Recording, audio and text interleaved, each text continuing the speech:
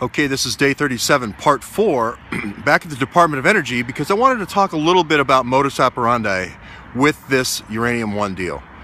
One of the ways of doing a fraud is putting in a small request, let's say for 250,000 kilograms of uranium, like Transportation Logistics did in 2008, Mark Lambert, and then later on increasing it, maybe through actually increasing it or actually falsifying the paperwork to 32 million, which is a 128-fold increase. We don't know. But the other way to do it is to create a corporation sort of that is a mirror corporation that uses the same paperwork and just kind of rides underneath the original legit.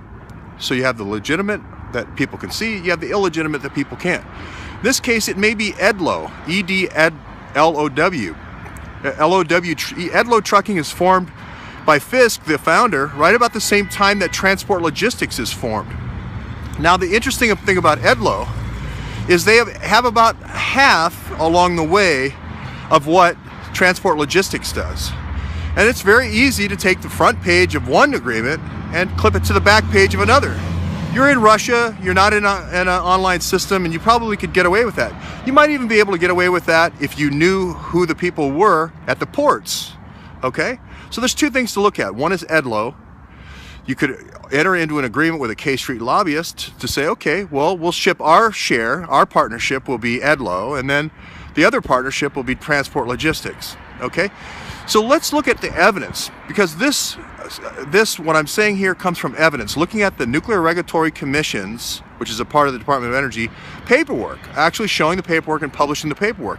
Now, the only other person that's produced any paperwork, as far as Saipov, the guy who ran people down on the sidewalk in Chelsea, is me. I put out Saipov's 5 trucking companies almost simultaneously as soon as he ran the people over.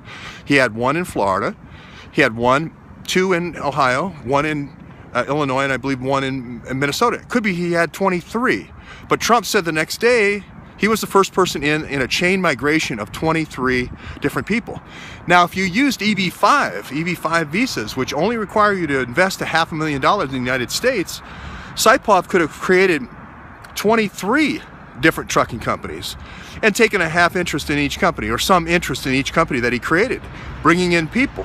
Now, if you look at the facts, what it looks like is up until the CFIUS decision is approved in 2010, they basically just took the operation, the Uzbeki truckers that were in Uzbekistan between Kazakhstan and Pakistan, which were hired, I believe, by the Punjabi police, and they just moved it to the United States. This is the Department of Transportation.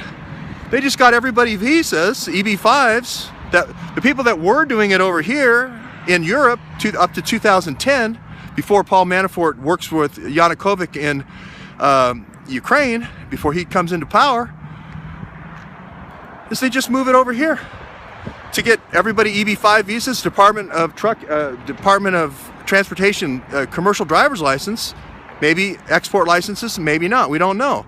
If I was me, I would just use the existing licenses I already had from Mark Lambert at Transportation Logistics.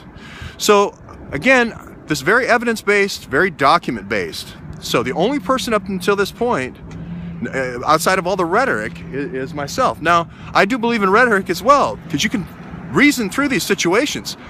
If, let's say this is pre-2010, if you're willing to hear, after 2010, the CFIUS decision, if you're willing to take 20% of U.S. uranium and ship it all over the world through Urenco and other companies, would you be willing to take Russian highly enriched uranium and just send it to the Ukraine? Would you be willing to send it to Pakistan, UAE, India, other developing programs? If you're willing to send 20% of our uranium overseas, how about somebody else's uranium, just diverting it for your own profit? I think that is reasonable that that person might engage in both of those activities. If you engaged in this activity, which is far more egregious, selling 20% of U.S. uranium, why wouldn't you divert somebody else's uranium? Remember who's driving this uranium over there. It's the Uzbeki truckers. These are terrorists. The Uzbeki truckers, not Americans over there driving that uranium around.